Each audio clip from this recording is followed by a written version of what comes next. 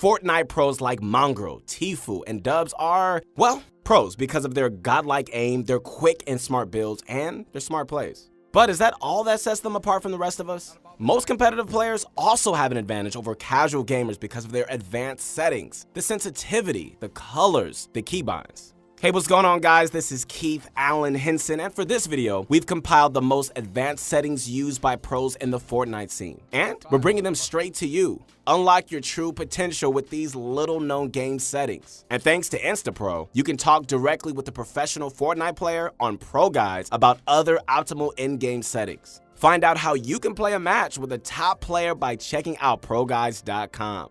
Alright, let's check out the top 5 most advanced pro settings and how you can use them in your own arena matches. First and foremost, let's check out the colorblind option. Mongrel was the first player to be seen using this setting, bringing it to the Fortnite community's attention.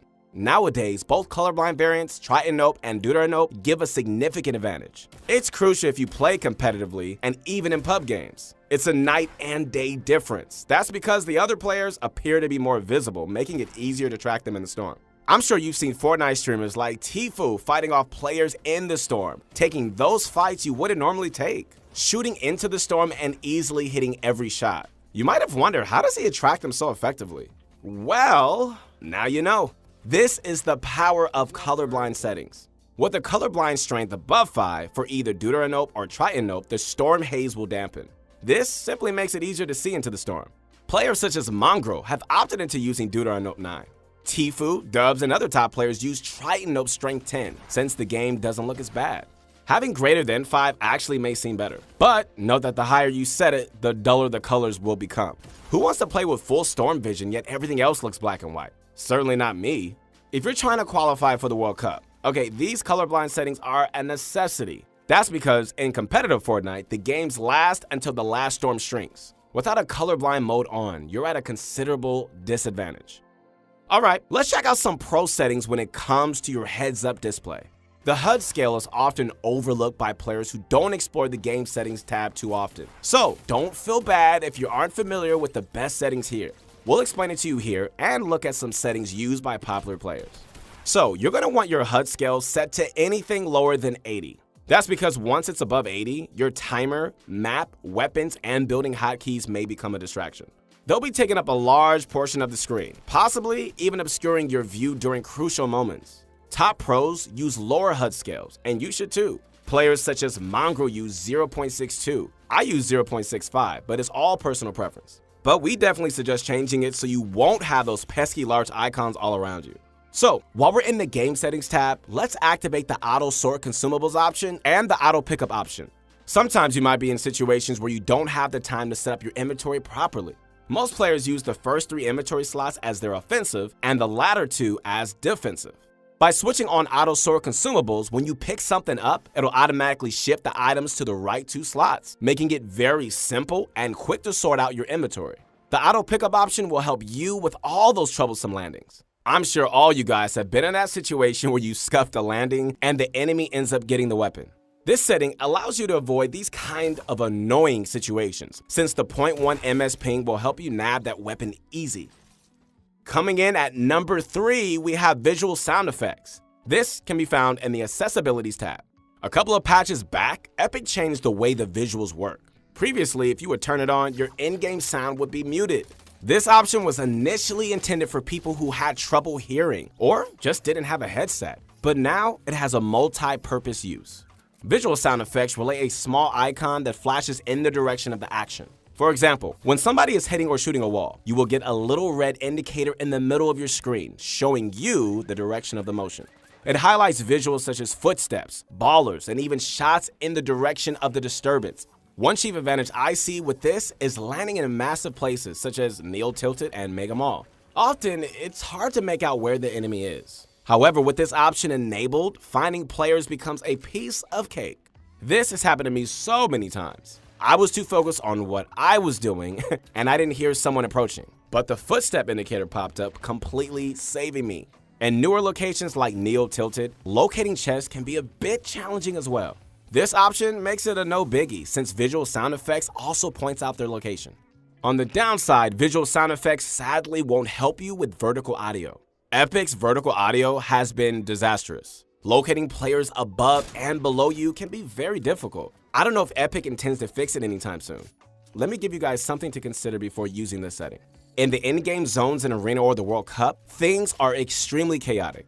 With so much going on, having a bunch of indicators flashing in all directions could mess you up badly. It also causes your FPS to drop quite a bit. And in the late game zones, even the best PCs hover around 80 FPS. Losing 50 frames for a small indicator advantage doesn't seem worth it.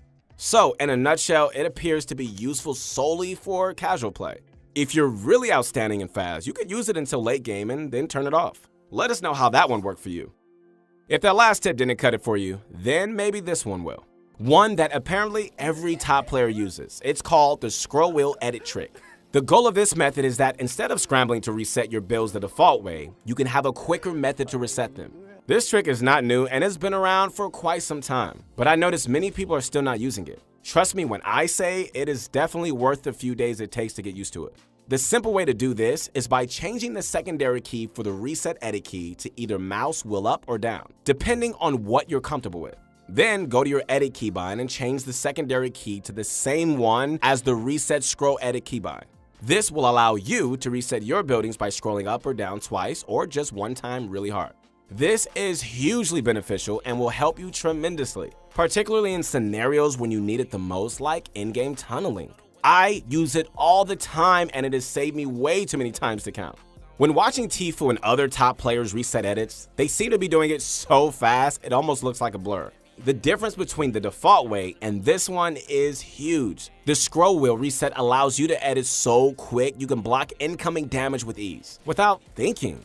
There are so many ways you can use this to outplay your opponents. One obvious way is editing on your opponent, then getting a shot off and resetting the edit quickly enough to prevent incoming damage. Our next setting will allow you to solve one of the recent bugs. One notable bug is the miss pickup bug.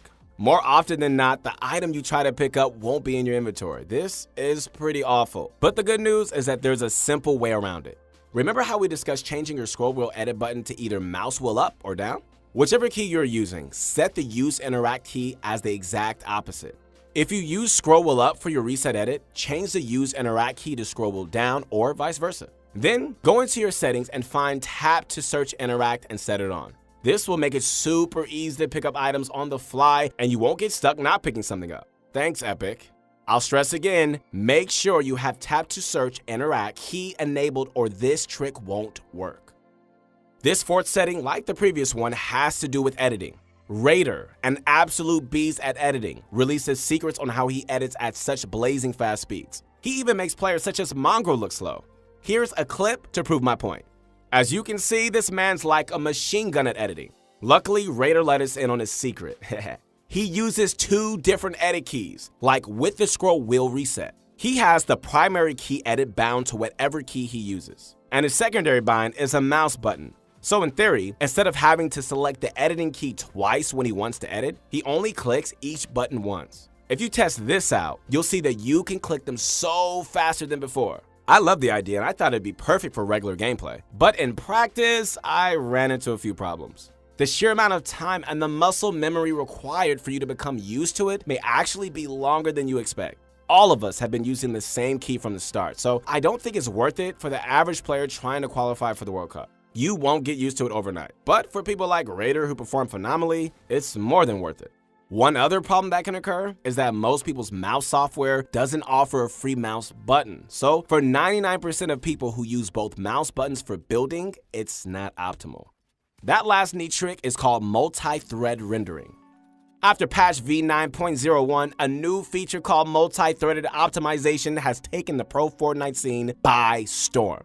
Like, it's insane. Before this, players were trying out many new ways to boost frame rates, and it wasn't going so well. This has completely changed that. By default, this feature should be turned on in your settings since the patch, but just in case, check to make sure.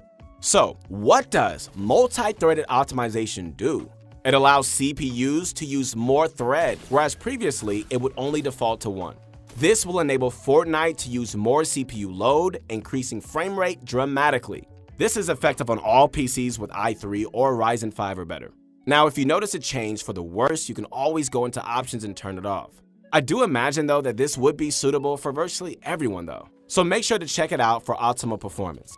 And once again guys, this is Keith Allen Henson and stay tuned for more videos coming out.